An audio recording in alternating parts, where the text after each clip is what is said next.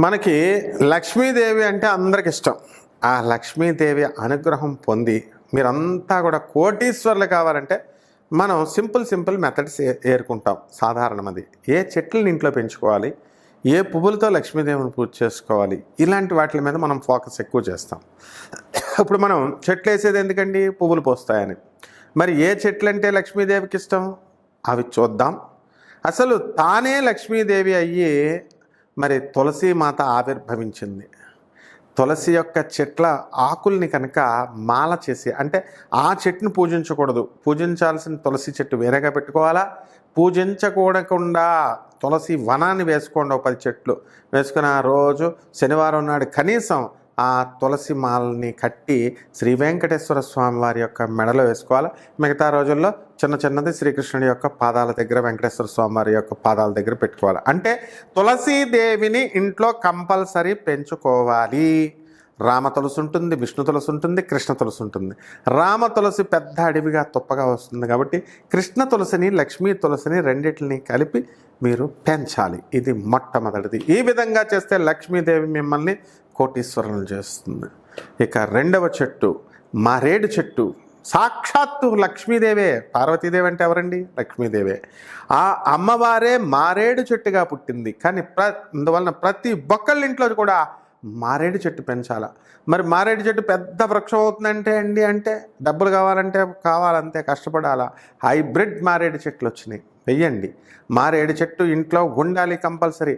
లక్ష్మీదేవి అనుగ్రహం రావాలి అంటే కేవలం లక్ష్మీదేవికి పూజ చేస్తేనే కాదు, ఆ మారేడు ఆకుల్ని మీరు 3 కలిగినటువంటి ఆ మారేడు కొమ్మను తీసుకొని శివలింగం మీద పెట్టాలి, పరమేశ్వరుడికి అర్పించాలి. శివలింగం ఇంట్లో పెట్టుకోకూడదు, ఏంటంటే శివుడు పటం దగ్గర పెట్టండి. ఈ విధంగా మారేడు చెట్టుని పెంచడం వల్ల కూడా మీరు కోటీశ్వరులు అయిపోతారు. ఇక మూడవది కదంబ వృక్షం. కదంబ వనవాసిని అని మహాలక్ష్మీదేవిని మనం చెబుతాం. బ్యాడ్మింటన్ బాల్స్ లాగా ఉంటాయి, కదంబం పెద్ద చెట్లాగా అవుతుంది. ఆ కదంబ చెట్టుని పెంచండి ఇళ్లల్లో. బ్రహ్మాండమైనటువంటి వాసన. రోజుకొక పువ్వుని మీరు అమ్మవారికి పెట్టచ్చు. అలాగే కోటీశ్వరులు అయిపోవడం ఖాయం. అలాగే వేప చెట్టుని పెంచాలి. మహాలక్ష్మి తల్లి వేప చెట్టులో ఉంటుంది కాబట్టి వేప చెట్టుని పెంచుతున్నట్లయితే మీరు ఎక్కువ కాలం బతుకుతారు. ముందు అమ్మవారు ఇచ్చే డబ్బును ఆస్వాదించాలంటే ముందు మీరు బతుకుండాలి కదా. ఆక్సిజన్ని చక్కగా, కార్బన్ డైఆక్సైడ్ని అధిక శాతంలో ఆక్సిజన్గా మార్చే ఏకైక చెట్టు వేప చెట్టు. కాబట్టి దీన్ని ఖచ్చితంగా మీరు పెంచాలి.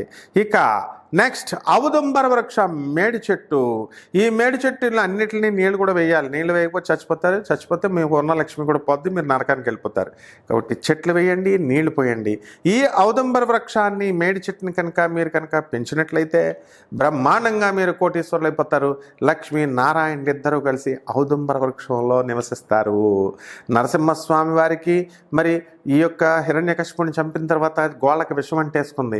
ఈ విషంతో బాధపడిపోతున్నాడు. మనకలాగా పోటు వచ్చేస్తుంది ఈ గోళ్ళకి. అప్పుడు లక్ష్మీదేవి మేడు పండు తీసుకొచ్చి ఆ గోళల్లో పెడితే వెంటనే విషం లాగేసింది. అప్పుడు శ్రీమన్నారాయణమూర్తి అయినటువంటి నరసింహస్వామి వారు, నేను లక్ష్మి ఇద్దరం కలిసి ఈ ఔదుంబర వృక్షంలో నివసిస్తామన్నారు. కాబట్టి ఈ ఔదుంబర వృక్షాన్ని పెంచుకోండి, బ్రహ్మాండంగా కోటీశ్వరులు అయిపోతారు. ఇక మళ్ళీ ఇంకొక చెట్టు ఉందండి, రహస్యం. అది రావి చెట్టు. ఆ రావి చెట్టుకి మీరు ఇంట్లో పెంచుకోవాలా, దీని చుట్టూ ప్రదక్షిణలు చేసుకోవాలా. చేసుకుంటే ఇవన్నీ కూడా రావి చెట్టు మీకు అపారమైనటువంటి సంపదనిస్తుంది. ఓం శ్రీం హ్రీం శ్రీం కమలే కమలాలయే ప్రసీద శ్రీం హ్రీం శ్రీం ఓం మహాలక్ష్మ్యై నమః అని ఈ ఆకులతో మహాలక్ష్మి తల్లికి శుక్రవారం నాడు కనుక మీరు పూజ చేసినట్లయితే బ్రహ్మాండంగా కోటీశ్వరులు అయిపోతారు. మరొక చెట్టు ఉందండి, రహస్యమైనటువంటి చెట్టు. అది తామర పుష్పాన్ని మీ ఇంట్లో పెంచుకోండి. స్విమ్మింగ్ పూల్ లాగా పెట్టుకోండి, ఒక కొలంలాగా పెట్టుకొని లోటస్ తామర పువ్వులు కానీ, కలవ పువ్వులు కానీ, ఈ చెట్టుల్ని కనుక మీరు పెంచినట్లయితే అపార కుబేరులైపోతారు. అంతేకాదు బ్రహ్మ కపాలం పువ్వు, ఆ కలవ పువ్వు, అది హిమాచల్ ప్రదేశ్లో దొరికేటటువంటి ఆ పుష్పాన్ని బ్రహ్మ పుష్పం అంటాం. అది తీసుకొచ్చి మీరు ఇప్పుడు అందరూ పెంచుకుంటున్నారు హైదరాబాద్లో. ఆ పువ్వు కనుక మీ ఇంట్లో పూసినట్లయితే రాత్రికి రాత్రే మీరు కోటీశ్వరులు అయిపోతారనమాట. అందులో డౌట్ లేదు.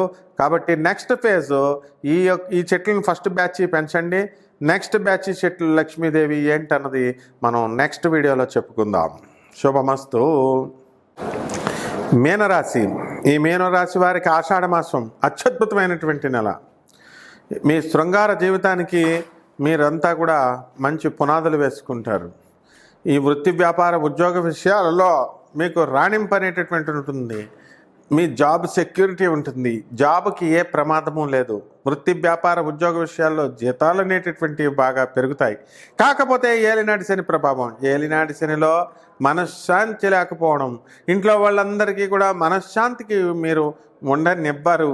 కాబట్టి ఈ యొక్క మీనరాశి వాళ్ళంతా కూడా చాలా ఓపికగా మీరు పనులు చేసుకుంటూ ఉండాలా. ఆలోచన శక్తి. ఇక ఏలినాటి శని ప్రభావంలో ఎలా ఉంటుందంటే, ఏమిటి నేను జీవితంలో ఓడిపోయానా, మరి నేను అనుకున్నది నేను సాధించలేనా అని ఇలా ఈ యొక్క మీనరాశి వారు ఉంటారు. అయితే మరి జన్మంలో ఉన్నటువంటి రాహు వల్ల మీరు అనేకమైనటువంటి విజయాలు మీరు సాధిస్తారు. ఎవ్వరిని నమ్మేటటువంటి సమస్య లేదు. మరి ఆ విధంగా భార్య యొక్క ఆరోగ్యం గురించి మరి సప్తమ కేతు అవడం వల్ల ఆలోచించడం అనేటటువంటిది జరుగుతుంది. భార్యాభర్తల మధ్య మీరు వివాదాలు రావడానికి అవకాశాలు ఉంటాయి. కాబట్టి సినీ సంగీత సాహిత్య రంగాలలో ఉన్నటువంటి వాళ్ళందరికీ కూడా మీరు బ్రహ్మాండమైనటువంటి గౌరవం, బ్రహ్మాండమైనటువంటి పారితోషికం మీకు రావడానికి అవకాశాలు ఉంటాయి. అదేవిధంగా మీరు సినిమా ఫీల్డ్లో సక్సెస్, హీరోలకు మంచి పేరు, మరి ప్రొడక్షన్ యూనిట్కి మంచి పేరు, డైరెక్టర్లకు మంచి పేరు, పారితోషికాలు అనేటటువంటివి వస్తాయి. ఎంతకాలంగా మీరు ఈ యొక్క మీనరాశి వాళ్ళు సక్సెస్ కాలేనటువంటి పనులన్నీ కూడా సక్సెస్ అయిపోవడం అనేటటువంటిది జరుగుతుంది.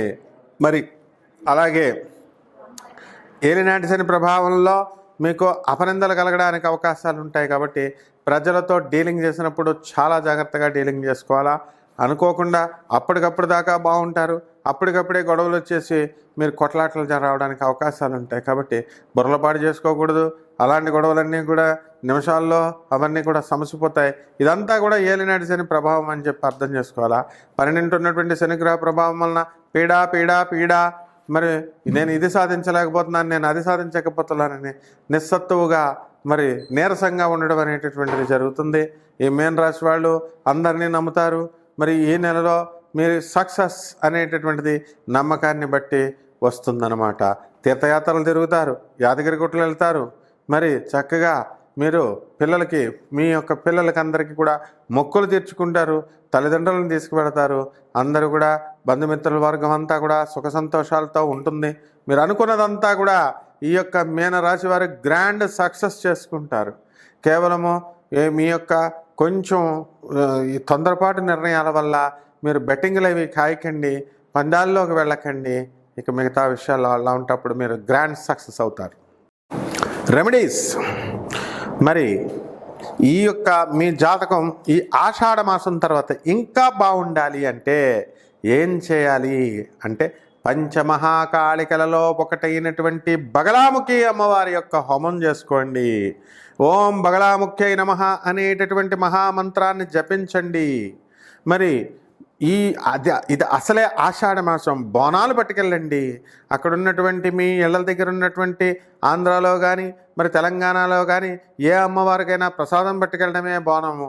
కుండ నెత్తి మీద పెట్టండి, అమ్మవారికి నైవేద్యాలు పట్టుకెళ్ళండి, అమ్మవారి గుడికి 108 ప్రదక్షిణాలు చేయండి. ఏ అమ్మవారైనా సరే ఆ యొక్క ఈ యొక్క బోనాలని, మహానివేదన్ని మీరు అమ్మవారికి సమర్పించండి. అలాగే మీ ఇంట్లో బగలాముఖి అమ్మవారి యొక్క హోమం చేయించుకోవండి. తర్వాత జపము కంపల్సరీ. మీరు చిన్నమస్తాదేవి యొక్క జపము కనీసము రోజుకి 108 సార్లు, ఉదయము మళ్ళీ సాయంత్రము 108 సార్లు జపము, జపమాలతో చేసుకోండి. మీరు అనుకున్నవన్నీ కూడా సక్సెస్ అవుతారు. ఏ పనైనా సరే అపనిందలు పోతాయి మీ మీద. తర్వాత రావి చెట్టు చుట్టూ తిరగండి. రావి చెట్టు చుట్టూ నీళ్లు పోస్తూ మరి దానికి 21 సార్లు ప్రదక్షిణలు చేయండి. ఈ విధంగా చేయండి. అసాధ్యమైనటువంటి పనులు ఏవి ఉండవు. మరి మీరు అనుకున్నది ఎంతకాలంగా మీరు అనుకుంటున్నారు, నాకు ఈ పని అవ్వడం లేదండి అని బిల్స్, కాంట్రాక్టర్లు ఎవరైతే ఉన్నారో గవర్నమెంట్ నుంచి రావాల్సినటువంటి బిల్స్ అన్నీ కూడా వచ్చేస్తాయి. నేను 2 సంవత్సరాల నుంచి ప్రేమలో ఉన్నానండి, వీళ్ళ చుట్టూ తిరుగుతున్నాను, సక్సెస్ కాలేకపోతున్నాను అనేటటువంటి వాళ్ళకి మీకు అవతల వాళ్ళు వశీకరణం అయిపోతారు. దశమహావిద్యల్లో ఉన్నటువంటి హోమం ఇది.